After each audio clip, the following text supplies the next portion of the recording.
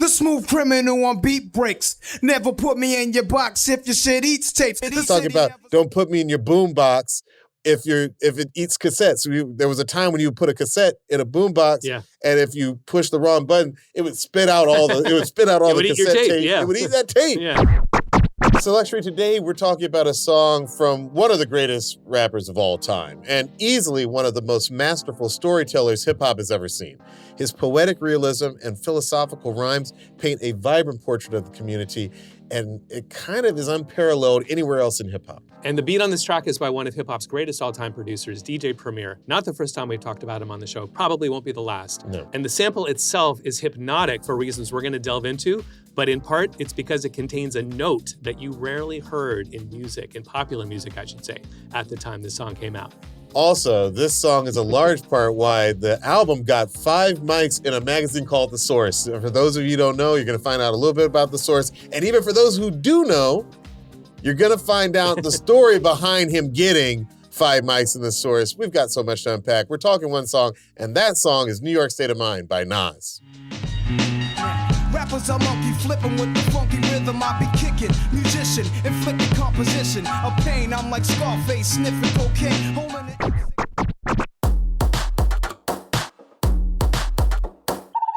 Hey, One Song listeners, if you love our show, you should check out Trapital, the podcast where technology meets culture.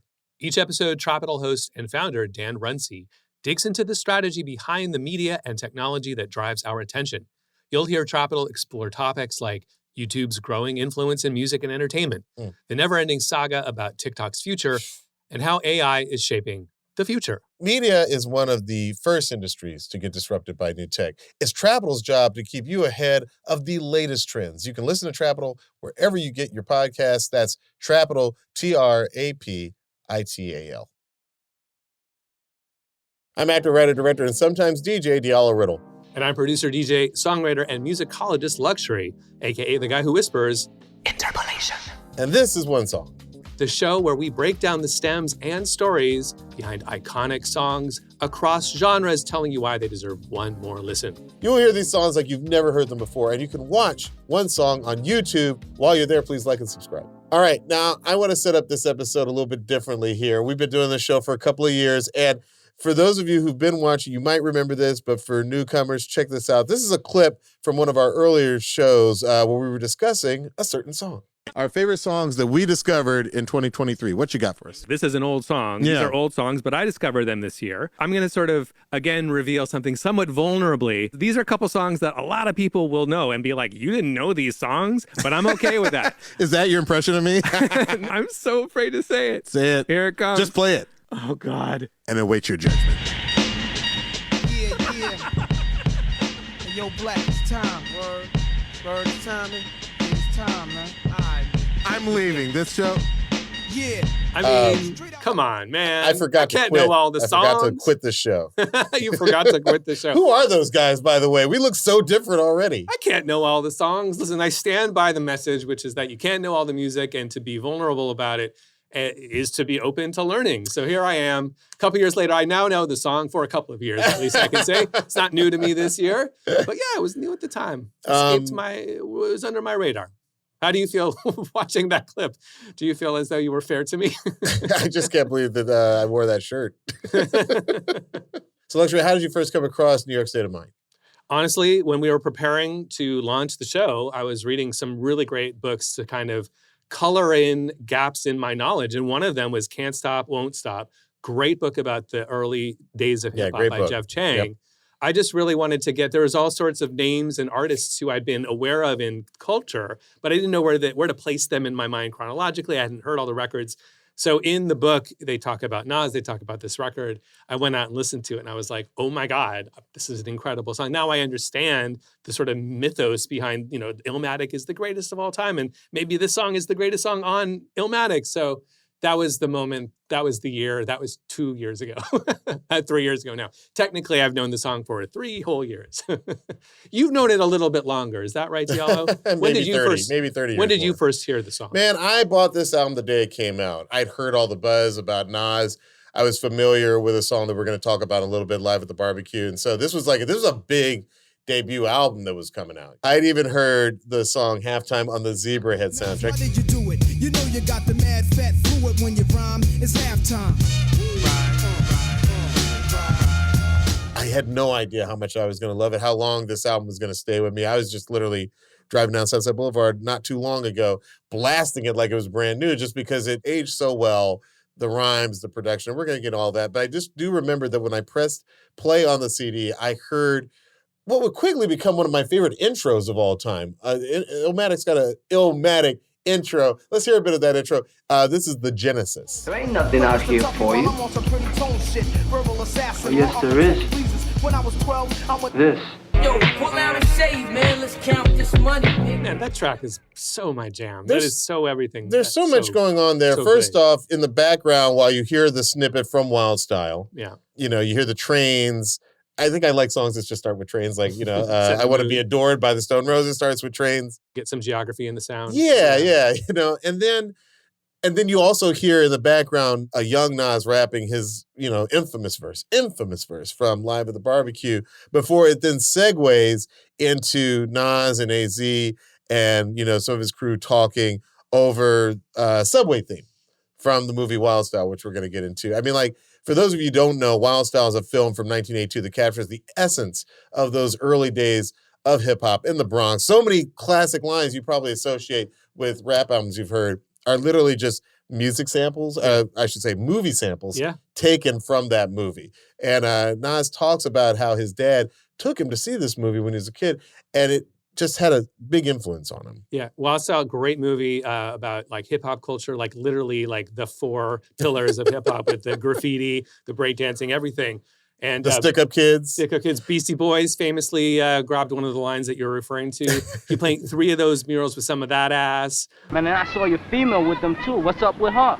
I've been hearing that she's been giving that stuff out to all them graffiti guys. Yo, shut the fuck up, Chico, man. You could paint 3 of those murals for some of that ass. Professor, what's another word for pirate treasure? One of my favorite lines is by some guys who they said were actual stick-up kids who wanted to be in the film. And then they just said they basically made up some slang on the spot. Look, people, you heard it on the radio, you seen it on a TV show. A to the K. A to the motherfucking C. Little did they know that it would be spread And it's widely been throughout spread the culture. Throughout And become the a thing. world. Absolutely. And also part of that track, what's so cool about it is like the music you hear in it. Like it's Yeah. sort of this like almost a wonky funk beat. Like there's something kind of post-punk about it. And what I love about this is that these are kind of iconic early hip hop breaks, but they're not like break beats in the traditional sense Mhm. that are famously known to be like, yeah, that's a bar from Incredible Bongo Band, Apache, etc. These were breaks that were created. They were a drummer was playing the beats. Mm. So a guy called Lenny Ferraro, who was part of the New York no wave scene, he was just a drummer in a bunch of like underground bands. Yeah.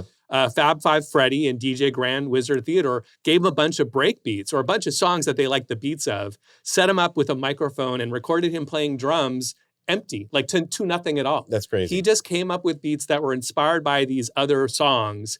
And then they recorded the rest of the music on top. Chris Stein from Blondie. Chris Stein from Blondie. What is a cool playing cameo. So cool. And David Harper on bass. All the music in this iconic, seminal, like Wild Style soundtrack came out of those 3 dudes just kind of jamming. I always wonder who does the finger snaps because those finger snaps Yeah. are so delayed. It's in a weird way, it drives me nuts, but it's also like Yeah, a they're super precursor to wonky and Dilla. off. Yeah, the claps are a little wonky and off.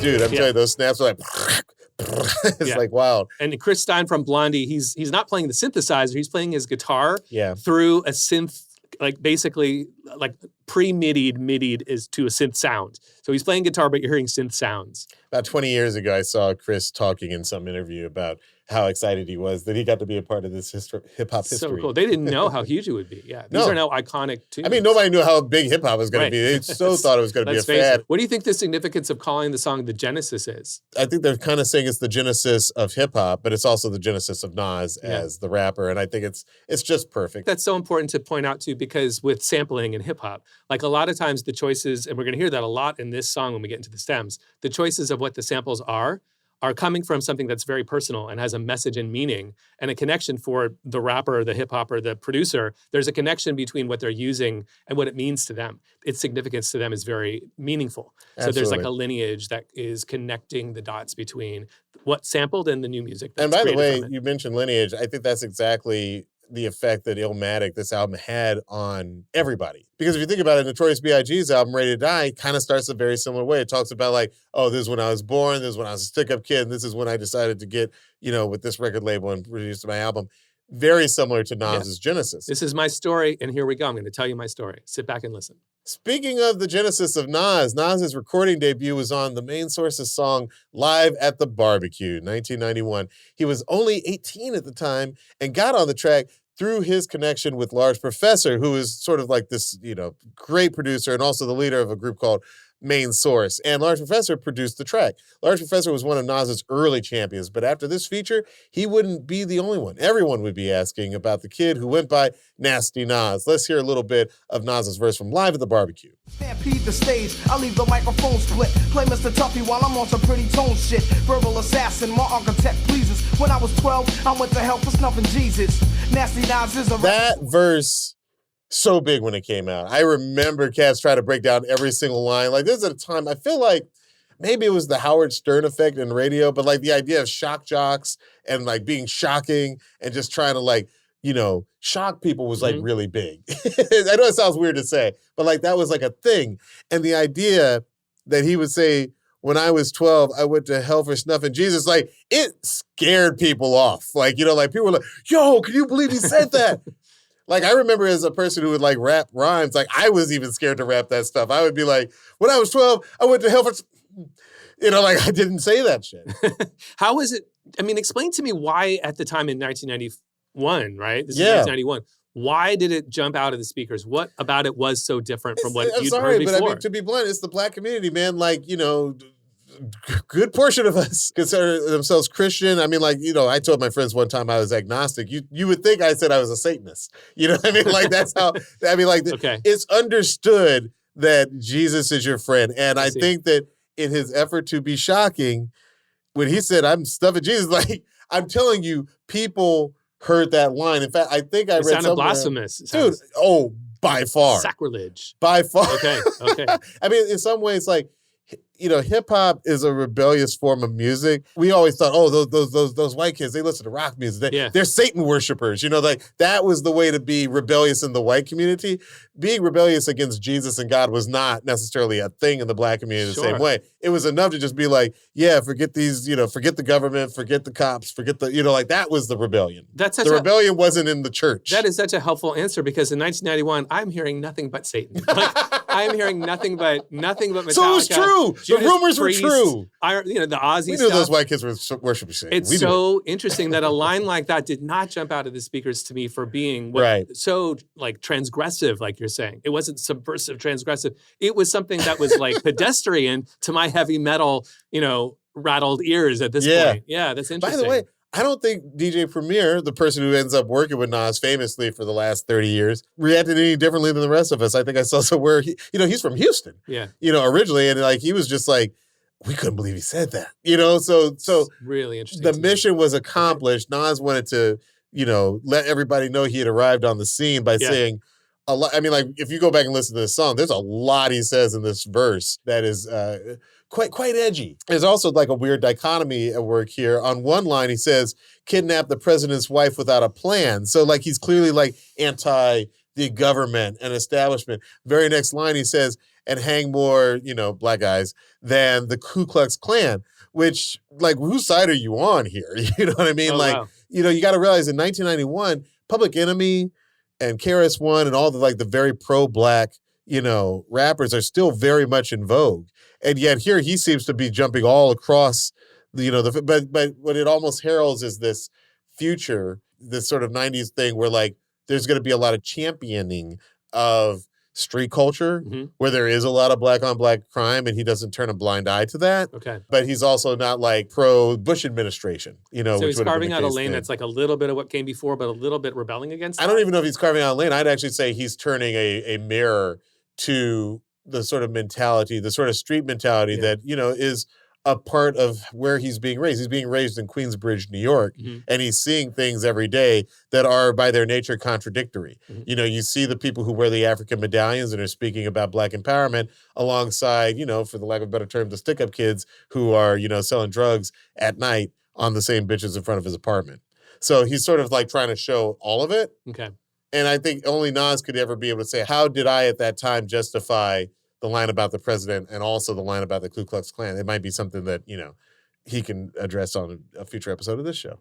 So after this, an A&R by the name of Faith Newman took notice and really wanted to sign Nas literally based on this one verse off of the Main Source album. She spent a year looking for him. I mean, like, this is before the internet, That y'all. would never happen today. I'm serious. She spent 10 minutes looking for She him. has to drive around. She has to go like, hey, do you know Nasty Nas? Like, she has to go places year goes and by. ask questions. Right. Yes, a whole year goes by. Finally, MC Search. I'll say it, one of the best white guys in hip-hop history, MC Search of the group Third Base, was able to actually introduce her to Nas. So she meets him end of 1991, beginning of 92 maybe, and Illmatic did not come out until April 1994. To me, this is what makes this a uniquely 90s story, because the record labels aren't waiting for artists to produce their debut masterpiece. Back in those, They gave him time.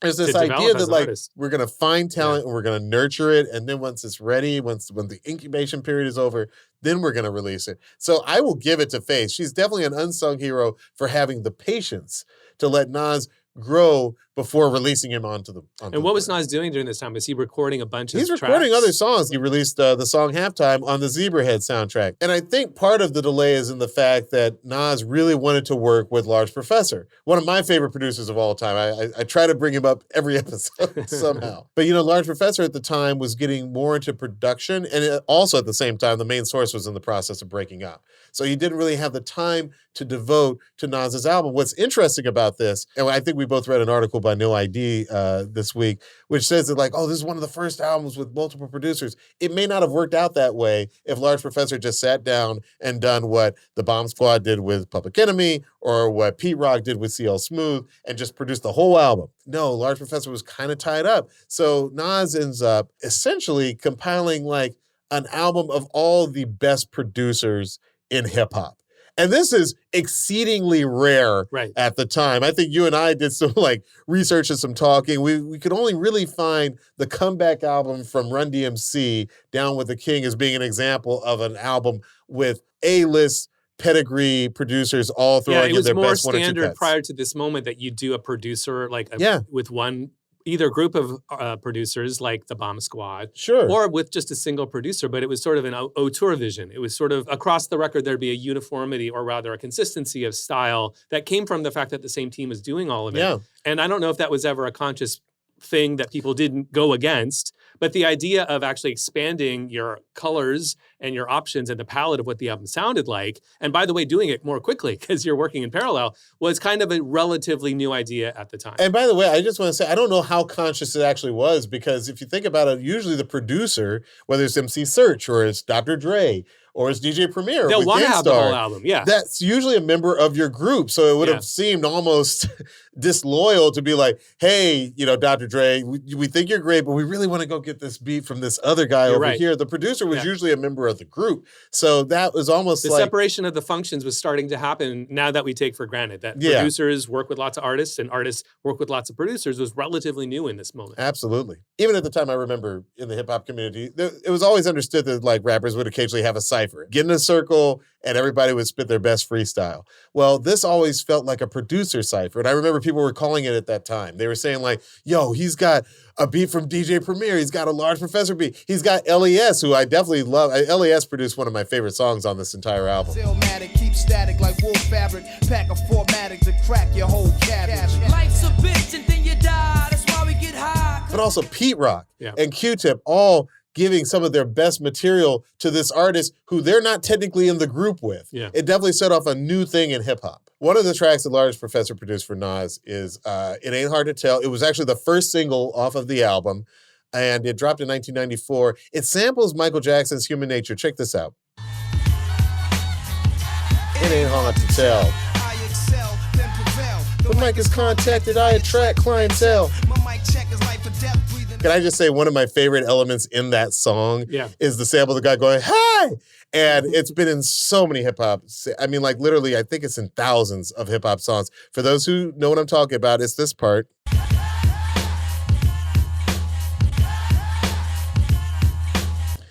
That is taken from a group called Mountain, and the name of the song is Long Red. And here's where it comes in.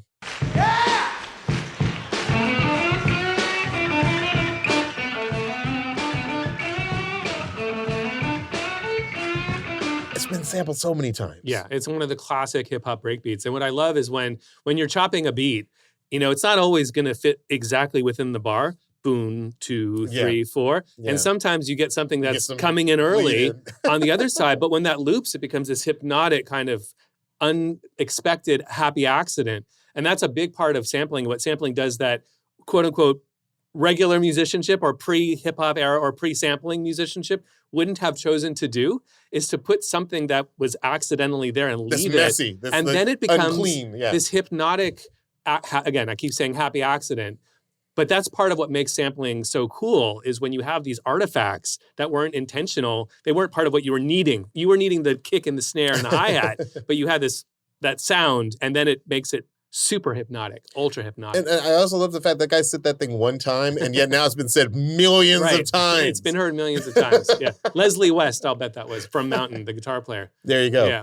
Also, there is an early demo of It Ain't Hard to Tell that's out there. It still contains the Michael Jackson sample. Let's hear a clip. My God. It ain't hard to tell. I excel and prevail. The mic comes in contact with the third rail. My raps react. They attack the wax like a Wow, so many different choices there. Different lyrics. The horn saxophone is doing a lot, Yeah. as opposed to in the version that we love.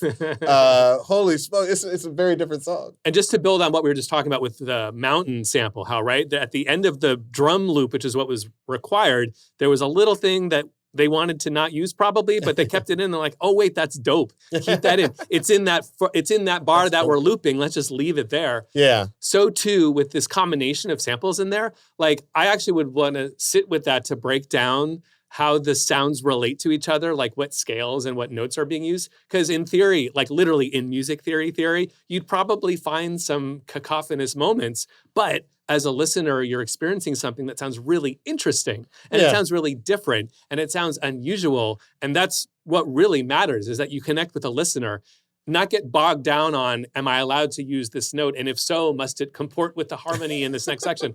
It's that listening to that just now, both of those samples, I was like, man, that horn doesn't really fit with the bass line, and yet it sounds so cool. It does sound cool. I will say that I think there's something about sampling, whether it's, compromising musically, like, hey, we're going to leave in that little musical artifact, Right. or compromising with the artist. As the story goes, Michael Jackson only cleared the sample because Nas promised not to curse. We're going to continue to try and find the source of this, story that's been going around for years. But yeah, I mean, it's very believable because, Michael Jackson being a devoutly religious Jehovah's Witness, I believe. Yeah, he was probably like, hey, you can use the sample, but just keep it clean. I want to play one more track from this album before we get to our star attraction. This is the song, The World Is Yours. This one was produced by Pete Rock, and it's actually the first beat Pete ever played for Nas. Right there, on the spot, Nas comes up with the hook, whose world is this? And tells Pete, I want you to sing it.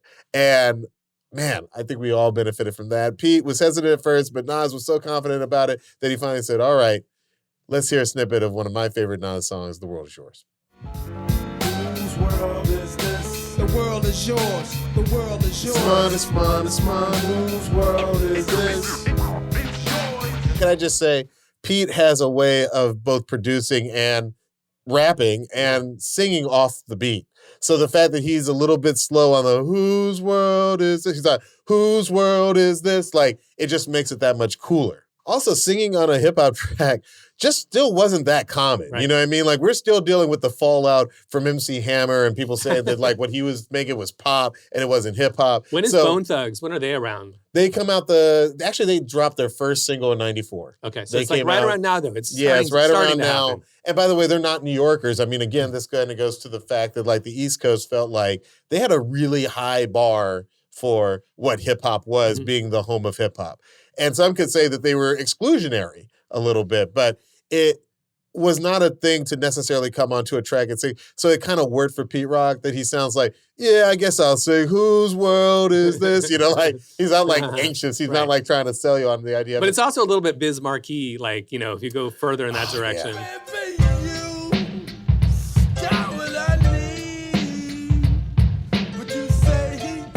Yeah, Biz could sing because Biz was in on the joke. Yeah. One of the reasons why this is one of my favorite Nas songs of all times is it's literally my favorite jazz sample in the 90s. Like, you know, you always get on these lists and you always see people, you know, debating music like it's sports, which is stupid. But if you have to rank, and if put on the spot, I always say that this is just by far one of my most mind-blowing samples of the 90s. This is let's play a little bit of the song and samples. This is the Ahmad Jamal Trio's I Love Music.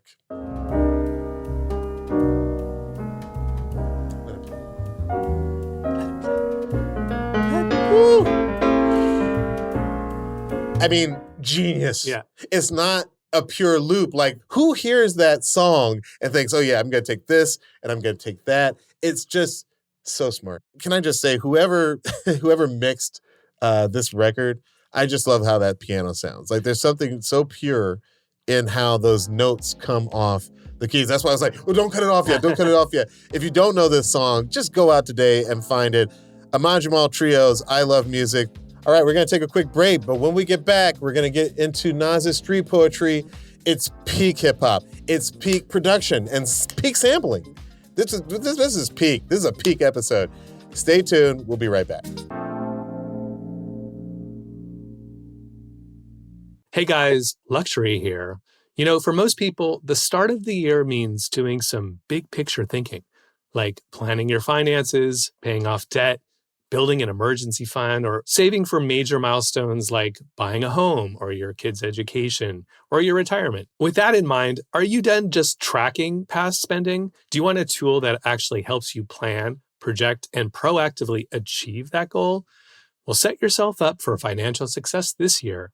Monarch is the all-in-one personal finance tool designed to make your life easier. It brings your entire financial life, budgeting, accounts and investments, net worth, future planning, all of that stuff, together in one dashboard on your phone or your laptop. So feel aware and in control of your finances this year and get 50% off your Monarch subscription with code ONESONG. That's ONESONG. Personally speaking, this is a really big year for me. I'm trying to get my savings situation sorted a little more, and Monarch has been super helpful as I get my money ducks in a row, so to speak. Monarch shows me exactly where my money is going. It helps me redirect it toward what matters most so I can see myself actually hitting that savings milestone instead of just hoping it happens. So set yourself up for financial success in 2026 with Monarch, the all-in-one tool that makes proactive money management simple all year long. Use code ONESONG at monarch.com for half off your first year. That's 50% off your first year at monarch.com with code ONESONG, ONESONG. All right, welcome back to One Song. Let's get into the stems, Luxury. Let's do it. I think one of the best things about this song is the beat, and you got the drums. All right. What I love about the song is that it's super simple. There's a 2-bar loop of the drums. Let's listen to it.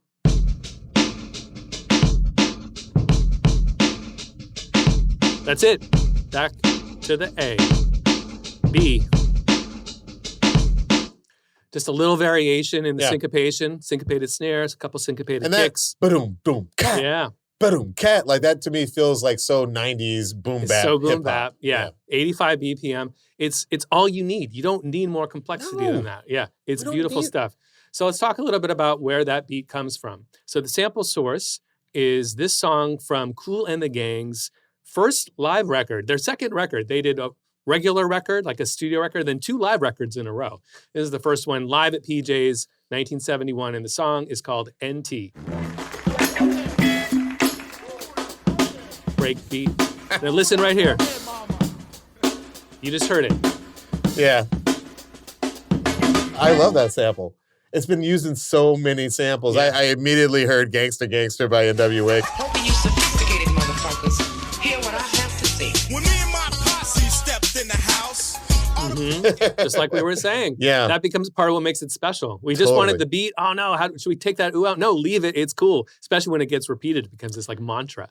For those really paying attention, here's another song that uses that sample. Stop for real and give it what you got and just breathe and stop for real and give it what you got and give it what. So that break beat, we're going to talk about it in a second, how DJ Premier used it differently from all the songs you just named. But first, let's give the drummer some.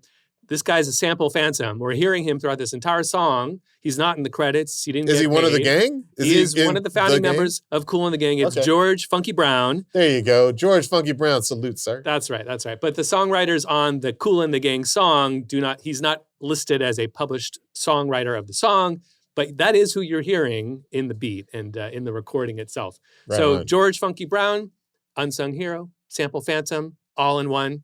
Now let's talk a little bit about how the transformation went down. So here's the section. Once again, I'll play for you so you can get your ears ready to listen for just the kick and the snare. I'll start a little early and then I'll point it out. Kick, snare, end. Listen for the hi-hats as I play that section one more time. Da-da-da-da-da-da. Okay, so the chops he made were to take that kick, slow it down from 100 to about 85 BPM, and to reduce it in pitch about 2 whole steps, 4 half steps. And that sounds like this. So here's before, and here's after. Did the same thing with the snare, again, 100 to 85, and pitched it down 2 whole steps. So here's the original version in Kool and the Gang, and here's the snare. It gives it this heaviness, right? Yeah. And kind of elongates it. So I'm pretty sure that he used his MPC to play, but in his own words, quote, this is DJ Premier explaining that sometimes he plays it and sometimes he programs it. I tend to program my drums, but a lot of the time I'll turn off the quantization and play it live so it sounds like live drumming. To my ears, throughout the song, this beat is so exact all the way through. Pretty sure he programmed this, but in any case, he definitely changed the pattern of the beat, and it sounds like this.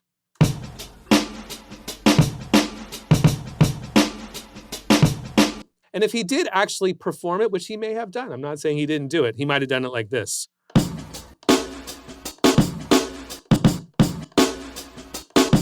And I'm doing it imperfectly so you can tell like that I'm definitely making mistakes on purpose. And to appreciate what DJ Premier did that much more. There's so much expert layering and sampling in this song. I'm always in awe of how Premier is able to like put these collages, these audio collages together. Tell us about the Donald Byrd sample. You're absolutely right. It's a Donald Byrd sample. The song is called Flight Time from 1973. And let's listen to a little bit before and a little bit after the part that got used. And then again, I'll show you the transformation.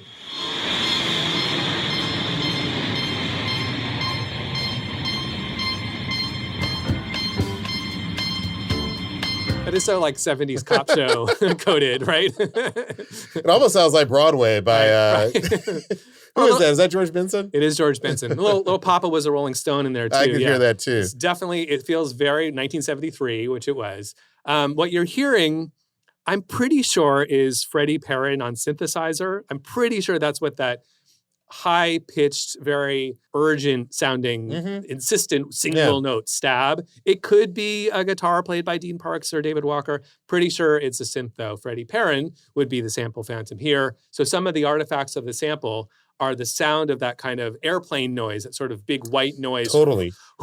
Sound. So listen to that in the beeps. Yeah. You may not have noticed that before, but that remains in Nas's song. It's one of my favorite parts of the song. But now do you hear that white noise, the jet engine noise? I thought it was a train. Yeah. I thought they had taken that train that we heard in the Genesis Subway theme part. Totally. And they just brought it over into this. I thought it was brilliant. This song segues right into that one, right? That train, that ain't no train, that's a plane. All right, planes and trains, maybe automobiles coming up. We get the whole thing. Every mode of transportation is in the Illmatic if you just know where to listen. Absolutely. Here's that loop again, and then I'll show you how it was transformed. This is the Donald Byrd Flight Time, 1973. Yep. So just those first few beeps, and again, this is my speculation. I'm not sure how many of the beeps he used, because there's a few ways you can do this. You can take that loop, 4 in a row, wholesale, and lay it out, as it were, in his MPC. He might have done that as a loop. Or he might have done what I did a moment ago, which is to chop just one of them. Can I pitch that it's definitely a chop? I think because it what is I too. hear is a 4 on the floor, beep, beep, beep, beep. And then on the song, it's got a That's exactly right. In the song, it's a clave rhythm. It's beat, or it's virtually Return a of the clave. It's close to being a clave, but you're Yeah. right. There's syncopation in that fourth note. Da da da da da. Dude, I think the clave is like a freaking like people don't know they love the clave, but they be loving the clave. It's one of the most important like rhythms. You'll find it across It's the board such an once you important listen to it.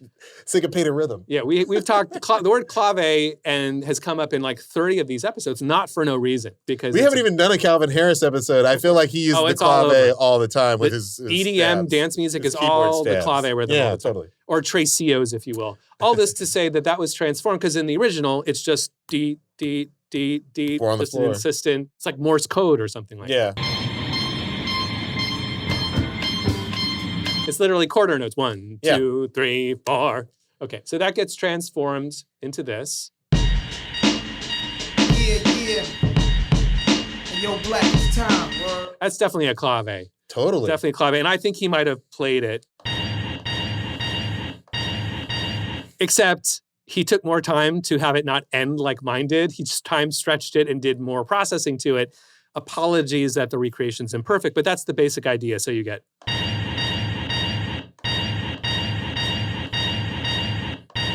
Yo, Black, it's time. I can't even hear that sound without thinking about the lyrics coming in. Hey, yo, Black, it's time. Word. It's time, man.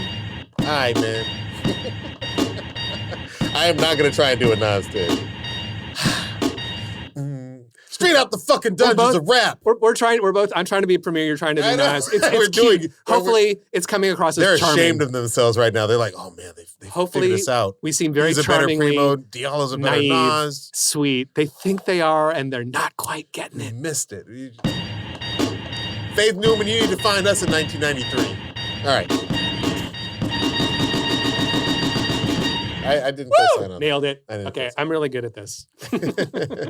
One of my favorite details about New York State of Mind is how it even came together. Nas said he and Premier didn't start out with a plan. They just got together one afternoon. They dug through some records, vibing together, waiting for something to hit. And in that pile of records, they came across a song by Joe Chambers called Mind Rain. I just want to say, in a time before YouTube being a source of like music, so to speak, I searched for years for this song. For the This source is of not the a sample. This is not an easy record Yeah, to yeah, find, yeah.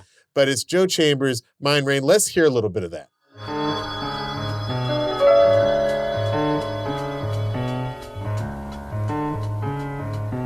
Right here. That's it.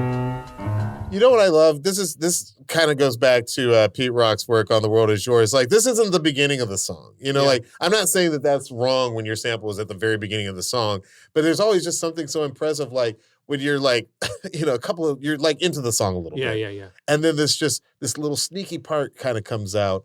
And then somebody hears that and they're like, oh, I can build a whole nother thing around that. I mean, that that's gave me the genius. chills. Yeah. That's like, I love hearing the sample when the sample comes in, sort of like a person through the door you didn't expect. That was very cinematic, this song, and that part of the song in particular. And to your point, like there's as many ways to sample records and to dig through the crates as there are producers. Yeah. But to your point, it is relatively common. Just if you've got a whole stack of records and you're listening through it, you might do some random needle drops. You might start from the beginning. But the fact that they found that portion of the song with yeah. that particular little splash of piano, right? Because that's part of the loop. Yes. Whether or not that's an artifact may be lost to time. I think to give them credit, Yeah. I think that is absolutely intentional. And they're like, that's Very the possibly loop. That's the intentional, sweet right. spot. I gotta say, this is one of those times where the sample sounds largely untouched to my untrained ear. It sounds largely untouched to my ears as well. So what you're hearing is literally the piano. I'm calling it a splash because it feels a little bit of a bring. And then you add the beat to that.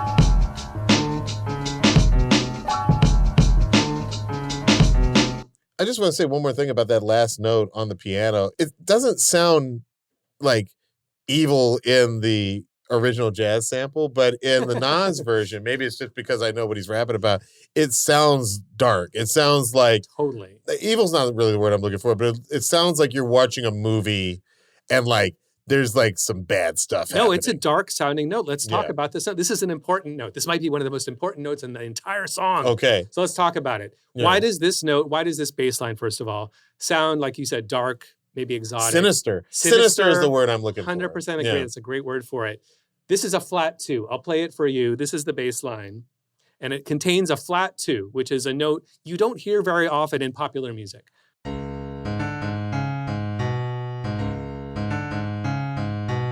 In this moment in 1994 in particular, you hear that sometimes, but not that often. I would say maybe 95% of Western popular music would be using either the major or the minor scales. Maybe one of the varieties like a Mixolydian or a Dorian, but for the most part, outside of classical music and metal, it's relatively uncommon. The flat second I'm referring to is this note, which you're hearing here. And when I say flat second, I mean that we are playing what's basically a mode called the Phrygian mode, which means that the second scale degree is a half step up from the first scale degree. So the scale would sound like this. Here's a major scale. And a minor scale would be, but this is Phrygian, which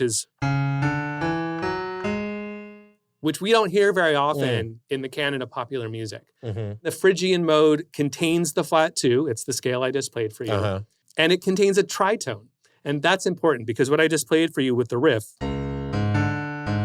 that's a tritone. No, no, no, right? Mhm. We've heard tritones on this show several Couple times in times this now, past yeah. year, from Lady Gaga to Don Penn, Jimi Hendrix, Purple Haze episode. So it's been coming up a lot. It's also in this song because it's part of the scale. So that top part of the riff, we hear a tritone basically throughout this song. So we're getting this devil's interval throughout the entirety of the song because that loop is going through the entire song. Some other examples of songs that are Phrygian, just so you'll start to hear like, oh, that's what that is. Jefferson Airplane, White Rabbit. Okay. If you go chasing rabbits and you know you're going to fall. Khalees, Milkshake. Milkshake brings all the boys to the yard and they're like, it's better than yours. Damn right, it's better than yours. I could teach you, but I have to charge my milkshake. Montel Jordan's This Is How We Do It. That's a half step up.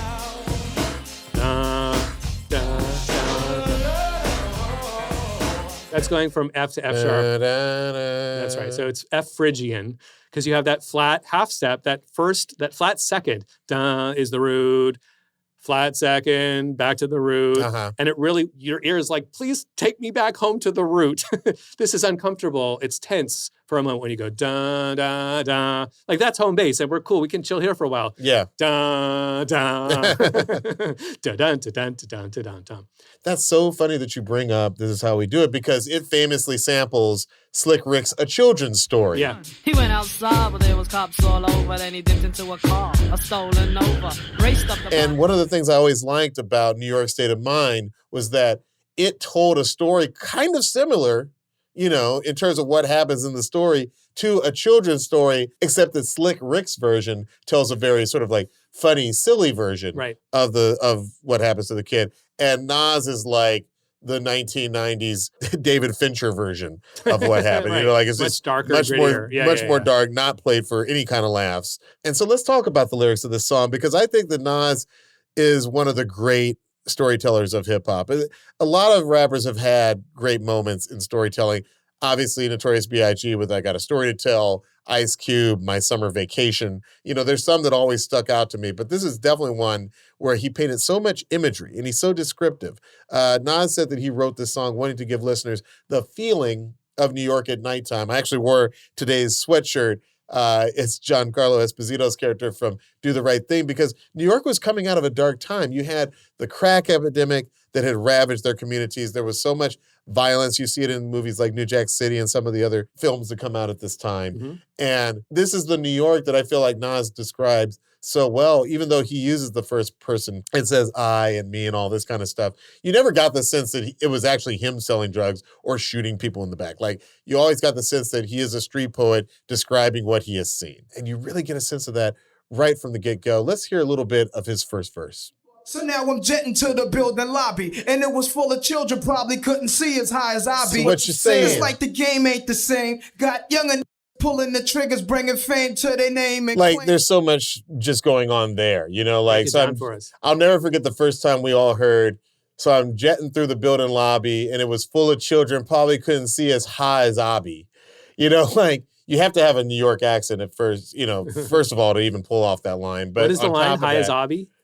As high as I be. As high as Ivy. Oh, I Yeah, didn't but even to, get to that. make it rhyme Yeah, with yeah, lobby, yeah. he doesn't have to go very far because right. New Yorkers just do that with their vowels. But like, you can just sort of see like how committed he was to telling this story about him on the run, you know, being chased. Let's come to the chorus, because I will say, as a person who was absolutely into this, like from day one, the chorus didn't do what I expected the chorus to do. There's no, like, The World Is Yours has a chorus. This song doesn't have a traditional chorus. Yeah, you're right. There's only 2 verses in the whole song. Verse 1 is 1:52. Yeah. Verse 2 is 1:30.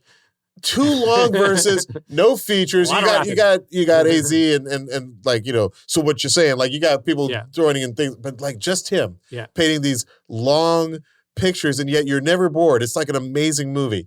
But you come to this chorus, and there's not a traditional chorus. Can you play us a little bit of the chorus? I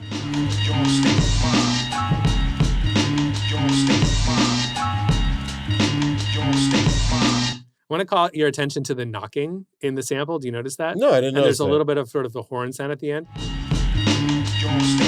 Hear that? Right here.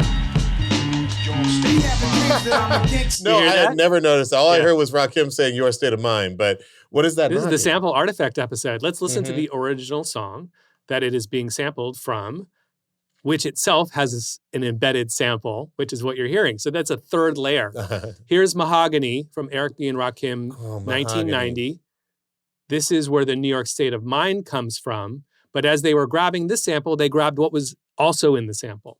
Said everything's fine, but I'm in a New York state of mind. As we read So listen to in that New York State of Mind moment, there's 2 side sticks, like Two, snare yeah. side sticks, but there's also a horn at the end. Listen again. don't smile. I said everything's fine, but I'm in a New York state of mind. Right? Yeah. Those are embedded in the sample. Now, what I can take out of the sample with EQ is all the bass stuff. So you hear it like this. Everything's fine, but I'm in a New York state of mind. But all that high-end stuff, you can't EQ out. Right. And in 1994, the technology was relatively limited how deeply you could clean up a sample. Yep. So now listen back to New York State of Mind, the Nas song, and you'll hear that knocking thing and a little bit of the horn. Right here. Here's the horn. What? You hear that? It's really buried deep, Yeah. but definitely those knocks. Yeah. I would not have noticed those knocks. Isn't that before. cool? And here's Yeah. where it comes from. This is embedded from the Al Green sample, I'm Glad You're Mine, 1972. Drums by Howard Grimes or Charles Hodges, and now you'll hear them. That's the beat right there. And by the way, this is another one of those classic samples that you've heard in so many hip hop songs, from the Notorious B.I.G. to MC Lyte. Yeah, Love that Massive old Attack uses that beat.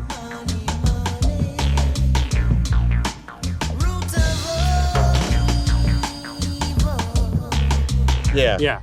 And now you're going to notice that side stick, that little snare tick that they couldn't get out from EQing it in New York State of Mind by Nas. Like I said, such a unique song, 2 verses, painting pictures of life in Queensbridge at this time. Let's play the second verse, because this is probably, I think, Nas is descriptive best. And it also shows how he uses words and the actual vowel sounds to play off one another. Cool. Let's start about halfway through verse 2. The smooth criminal on beat breaks. Never put me in your box if your shit eats tapes. The city never sleeps, full of villains and creeps. That's where I learned to do my hustle. Had to scuffle with freaks. He's sampling Rakim, thereby tying a direct link from, you know, probably the most revered MC, you know, before him, in addition to like a Chuck D or KRS-One. But on top of that, like, there's so many lines in here that give me chills. He says, don't put me in your box if the shit eats tapes. He's talking about, don't put me in your boom box if it eats cassettes. There was a time when you would put a cassette in a boombox, and if you push the wrong button, it would spit out all the cassette tape. Yeah. It would eat that tape. Yeah. You know, there's so much. He's got references to beepers. He's an addict for sneakers. Like, he's encompassing so much of what hip hop culture was in '94, but he's like flipping it in words. I remember the line, "My ramen is a vitamin hell without a capsule." Like, he's flipping it in such a unique way. Yeah. In such a good way that, like, we knew from that start that, like, he was going to be a force in hip hop, and everybody wanted to do music with Nas at this Well, and don't time. sleep on, and sleep is the, I don't sleep because sleep is the cousin Sleep of death. is the cousin which of death. He says twice in this song, so it's kind of a refrain. It's almost like a pre-chorus. Yeah. It's if you something will. consistent, or a refrain. And it's such a great line. And it's like, I think it comes from something. I mean, it certainly goes back to like Greek mythology or something like that. But I think in the popular parlance, like Nas kind of owns that line. Like, I think people think of that as being a Nas line, and Sleep it kind is of the is. cousin of death. Yeah. I heard that Nas did this in one take, and That's he was incredible. like, feel a little bit shy about it. I was like, was that good? And Primo was like, bruh, no notes. By the way, at the very end of the song, after the Rakim sample, we come to what a lot of us hip hop heads at the time thought should have been the chorus for the whole song. It was like, oh, wait, you saved that to the end? I think you know what I'm talking about. Can you play a little bit about, I guess we'd have to call it the coda of the song?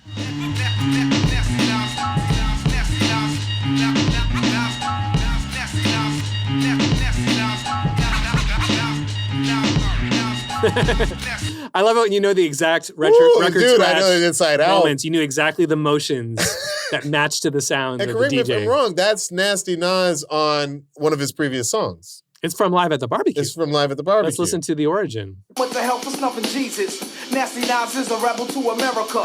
Yeah, man, it's just an amazing song. He had the record. He record scratched it. I don't know if Premier did that. He probably did. Oh, yeah, Remember, Premier. On our last episode, we had that quote from him where he was like, I actually like being a DJ more than a producer. That's why he's DJ Premier. Yeah. So he certainly would have scratched that himself. Premier is one of the great scratching producers. Like, There he it doesn't, is. like... He's got the MPC and he's got his turntables. No diss to Manny Fresh, but it's always funny when people, like, do, like, your girl is my baby mama. Like, it's like, it doesn't sound the same as actual scratch.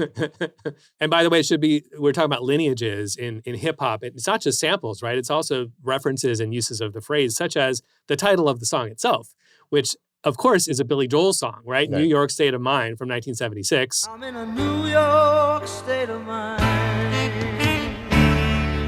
And then it goes on to be, I think, alluded to in The Chain, when Jay-Z and Alicia Keys do Empire State of Mind. Which always confuses me a little bit. It's a little, well, first of all, New York State of Mind is spelled out, but this song is NY State of Mind. And then we have Empire State of Mind. And I definitely conflate the three constantly. Absolutely. All right, Lecture, now that we've heard the song, tell us how the splits break down. Well, the splits are pretty interesting because we have Nasir Jones at 50%. There you go. Chris E. Martin, a.k.a. DJ Premier, gets 25%. Do you care to hazard a guess, knowing as you know now all of the different sample sources in the song, who gets the last 25% or how it's allocated? Joe Chambers? Maybe? Final answer? Final answer. 25% is Eric Barrier and William Griffin, a.k.a. Eric B. and Rakim. Wow, just for the York State of Mind. Just for the New York State of Mind, which again, as we just mentioned, is a Billy Joel-like lyric, right? But it's sampled, so it's their vocals. It's from that recording. But 25% of the publishing to that, and none of the other samples, we believe were all certainly paid just on, as a one-time fee, as was pretty common at the time. So there's no kind of effort to obfuscate anything, but nothing in the publishing. You know what's funny is that they agreed that it was important enough to have Rakim virtually co-sign on Nas as like the next great rapper, that they were like, okay, it's worth that 25%. I think it's very intentional. As we were saying before, it can be very intentional, the use of samples and interpolations and references for the artist. It's a connection to what they're using. Yeah. It's an effort to say, hey, this is something that meant something to me. I want to be a part of the lineage and sort of carry it on and bring it to the attention, by the way, of people that may not have known about it. One last thing I want to say about the publishing splits. It does occur to me that in 1994, Eric B. and Rakim would have been pretty hip to how sampling works with regards to publishing. It was still new enough in hip hop that sampling rates and percentages were pretty Wild West. We're only a few years out from the Biz Markie decision. And it's quite possible that the Jazz Cats were happy with the one-time payout of maybe a few grand, which frankly I think ought to be how things go in general, I think the world would be a better place if sampling were less expensive and more along those lines. Yeah. But I think Eric B. and Rakim had obviously had situations where they were forced to pay out. Yeah. So now they sort of create the situation of like, well, look, I've had to pay out, so you're going to have to pay me too. Yeah. Listen, when this album came out, it got a rare 5 mic rating in The Source. I always thought The Source was always like a panel of guys in hip hop who were like, you know, sitting around a table and they were like, gentlemen, we're about to give this album 5 mics. The Star Chamber? Yeah, like I Star don't, Chamber? Come to find out that sometimes those ratings were a single person on staff and sometimes not even an editor. I never knew this. The reviewer of Illmatic for The Source, the person who gave it 5 mics and set hip hop on a new trajectory, was a Korean-American intern at the famed magazine. And not just any intern, it was Korean-American, now journalist, then intern, Minya Oh, aka Miss Info. Yeah, she was an intern at The Source. They thought that she had... Who's great, by the way. She and Nas hosted an incredibly good podcast a number of years ago. Absolutely. I binge listened to every single episode. It was called The Bridge. The Bridge. And it's interviews with like seminal hip hop. Like yeah. They were there. But it does blow my mind. I mean, like, she's from Chicago. Yeah. Okay, so by this point, she's actually a student at Columbia. But I mean, like, the anonymity of who gave that album 5 mics, I think kind of helped because like hip hop was overwhelmingly male and she's female. Overwhelmingly, I would say the gatekeepers at that time were overwhelmingly black. She's Korean American. And she wasn't even an editor. She was an intern. So it kind of blew my mind to know that she was savvy enough to know that this is special and it's going to get the 5 mics. That blew my mind. So props to Miss Info. But I guess it's also surprising to me because this is not like some, low-level album coming out and like, oh, let's just give it to the intern and see what she thinks. We know she's got good taste. No, this was Illmatic. This was like a huge album that everybody was waiting for. And the fact that they entrusted it with her, I kind of want to ask them why. I'm glad that they did. I bet you she had like passion, and maybe the fact of her being younger, the rest of the board at The Source might have been like, man, maybe we're getting out of touch here because we're not necessarily hearing what's coming up on the street. It's like me with my 14 going on 15-year-old. If he likes something that I'm like, I'm not sure what this is, I'm going to like listen a little more carefully. Absolutely. Because he's hearing something that I'm not hearing. By the way, my 16-year-old's one of his favorite rap songs of all time, New York State of Mind. So Diallo, what do you think the legacy of NY State of Mind is? Like we said, Rakim had been the ultimate MC gold standard up to then, along with KRS-One, Chuck D, Big Daddy Kane, so many others that I just don't have the time to name right now. And to a degree, Nas's flow represented the best of all of them. He had some of the politics of Chuck D. He obviously had the Rakim in his street poetry. There are elements of everything that came before Nas that Nas presented in a very 90s kind of way. And I feel like the history of 90s hip hop can't be written without mentioning Nas. It's just, he's so important, I think, to where hip hop went after 1994. What about you, Luxury? What do you think the legacy is? I think it's interesting contextually in 1994 to consider that in this moment, to do a whole record with multiple producers, that being a new phenomenon, really I'd forgotten about that. Like that was like a new choice.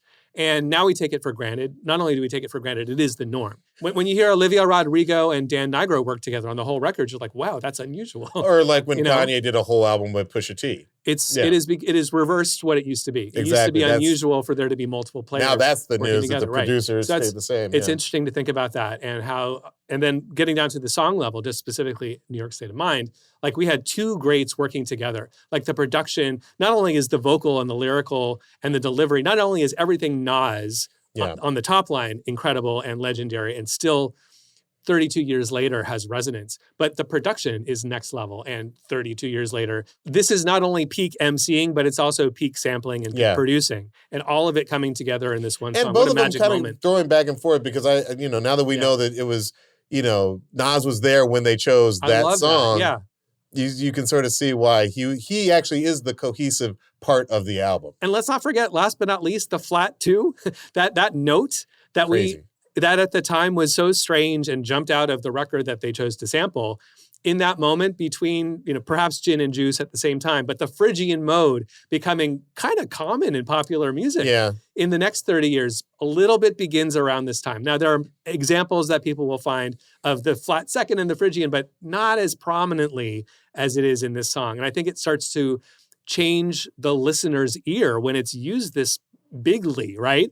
You start to get used to a new mode, a new note. And just for like the really deep music theory, musicology nerds out there, there's a great paper by Aaron Smith at Oberlin. It's actually a video. It's called, quote, "The Flat Two as Hotness in Post-Millennial Pop." When you hear it used in a song, it's often correlating to lyrics and videos for that matter that are about confidence, sexuality, or the intersection of those two things. And so as a bunch of examples, Justin Timberlake, Sexy Back, which I think might be the uber example of that. I'm bringing sexy back. Dun, dun, dun, dun, dun. So you hear how it keeps on going that half step up. Yeah. And I think the And sexy it doesn't back, resolve. It doesn't resolve. It does temporarily, and then you're right back to it in the next part of the loop. But Beyonce, Rihanna, Shakira, Miley Cyrus, If You Seek Amy by Britney Spears, there's a whole bunch of songs that starting around in the early 2000s start to use this previously unusual interval. I think it's in no small part because hip hop had started to do it a little earlier with this song, with Nas' New York State of Mind. But also don't forget Snoop Dogg's Gin and Juice from 1994 is in F Phrygian.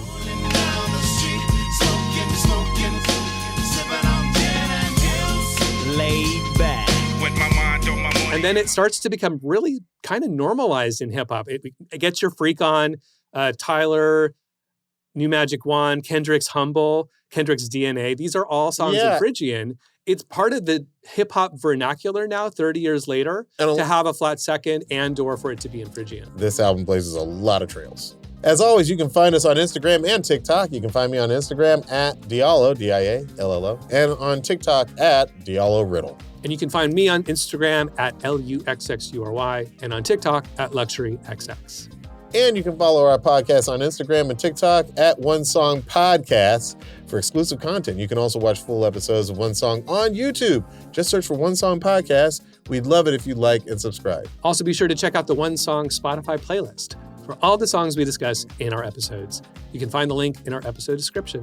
And if you've made it this far, you're officially a part of the One Song Nation. Show us some love, give us 5 stars, leave a review, and send this episode to a fellow music fan. It really helps keep the show thriving. Luxury helped me in this thing. I'm producer, DJ, songwriter, musicologist, and every Friday night from 10 p.m. till midnight, KCRW DJ Luxury.